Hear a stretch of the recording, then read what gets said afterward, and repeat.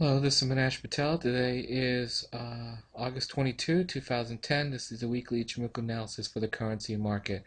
We'll begin. We've got a lot to cover. This is our normal disclaimer. Everything's basically for educational use. All charts are in Thinkorswim or TradeStation. If you look at my contact details, here they are. You could go to eiicapital.com. You can find out more information. You could also follow us on Twitter at Ichimoku Trading. Okay. So let's begin, and as we normally do, let's go look at the Ichimoku heat map. If you look at the heat map, remember we're looking for basically all three time frames, from daily to 120 and 240 to be 5 and above for bullish scenarios and -5 and below for bearish scenarios. If you look here, basically the 120 basically is bearish, 240 is bearish, and the daily is now weakening. So let's look at that and let's see if there's a trade possibly for the daily starting to come up, because the lower time frames are getting stronger and stronger on the bearish side. So it seems like they're influencing the euro on the daily time frame. So we're definitely going to look at the euro there. If you look here, this is bullish, US CAD bullish, and then daily starting to get stronger. So we're going to look at the US CAD too. And if you look here, all the lower time frames from the 120 and 240 are pretty much consistent, and the dailies are weakening now. So it seems like the lower time frames are starting to influence the higher right now. US yen is exception here.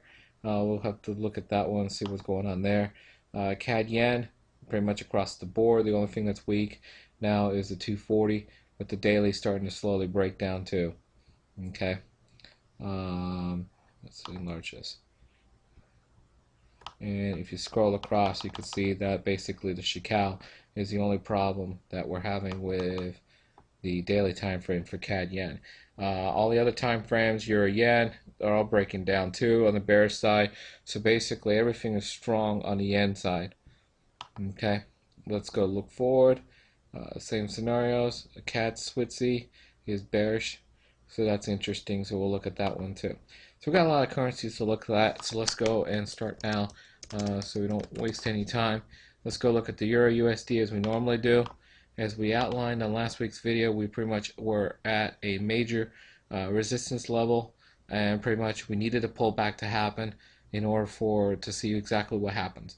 The pullback happened. It was a drastic pullback. In fact, it came all the way down to the Kijun Sen Tenkan-sen. So price did equalize with the Ichimoku indicators. Now the key is what's going to happen here on a weekly time frame.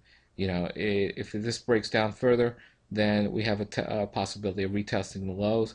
However, if it comes and breaks this little pivot high here, then the euro is going to pretty much go higher and go to levels of 35.07 and above. So we really don't know yet. We got to wait and see what's going to happen here. But it did do what we were expecting, which was pretty much pull back to what we needed it to be. If you look at the daily time frame, as we mentioned for the weekly, it was a drastic pullback. It definitely happened. If you look here, it crossed the Kijun Sen, and now it's trying to go to a thin cloud. The thing that this won't go bearish right away is because of this Kumo future. Look at it. So there's a possibility it's going to go through the cloud, come to the bottom here at 25.51, bounce off that to retrace, to go higher for a pullback to the bullish side, and then that should hopefully turn the future of cloud bearish on a daily time frame. But we really don't know. Let's wait and see what happens. But right now, on the shorter time frames, I'll definitely look for opportunities on the bearish side. And if we quickly look at the 4-hour, you could see that it's broke down on Ichimoku cloud here at 5 o'clock on August 11, and pretty much it came down here and staying down here, has been consolidating, and then it broke the last low right here on 9 o'clock on August 20th, and pretty much from there it's just sitting there hovering around this now new resistance level. This resistance is now what the support it broke. So it's going to be interesting to see what happens. This level right here is kind of key on the 240 minute right here, right there. Whoops. So on a shorter time frame, 27.30 is key, and then if it breaks this low, this is going to go lower all the way down to 25.41. So it's going to be interesting to see what happens on a Euro USD. Okay, let's go back to the weekly. Let's go look at the US CAD. US CAD, if you remember, let's go look our heat map. Let's go to the very beginning.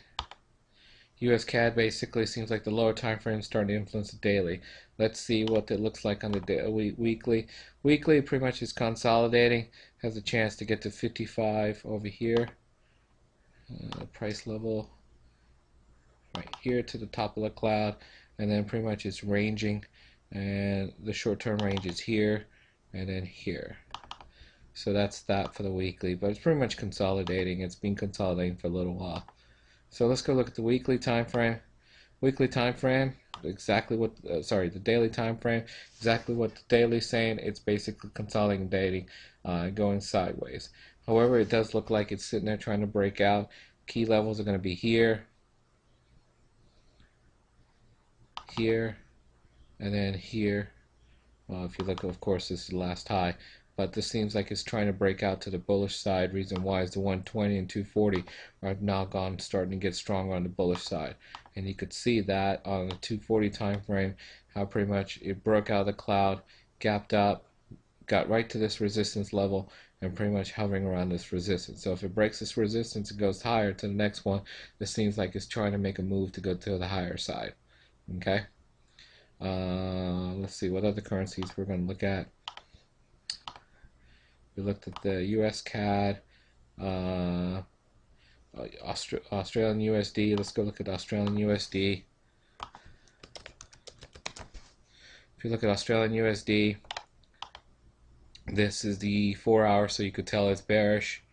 Let's look at the daily, and if you look at the daily is finally crossed the Kijun-sen.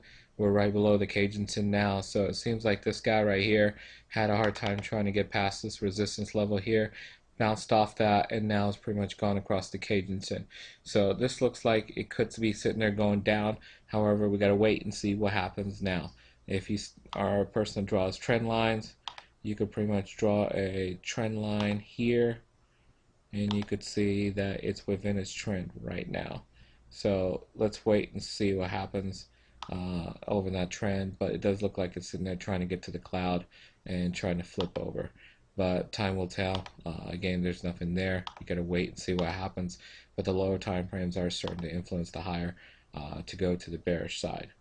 Okay, we'll look at one more. Let's go look at the US yen. US yen is pretty much hovering around this level. We've had a triple bottom on the US yen over here, and doesn't seem to break that at all. So as the more and more time it gets to not breaking it, there's a high probability that things going to reverse. So I'll be very careful and start looking for maybe a counter trend opportunities to go to the bullish side on the US yen. But it's pretty much hovering around right now on the daily, and if you look at the 4 hour, the 4 hour now looks like it's trying to break out of the cloud. The key level is going to be right here, and see if it gets there and then starts breaking that to go higher. This is the Ichimoku video for currencies for this week of August 22. You can follow us on Twitter at Ichimoku Trading. Have a good week trading.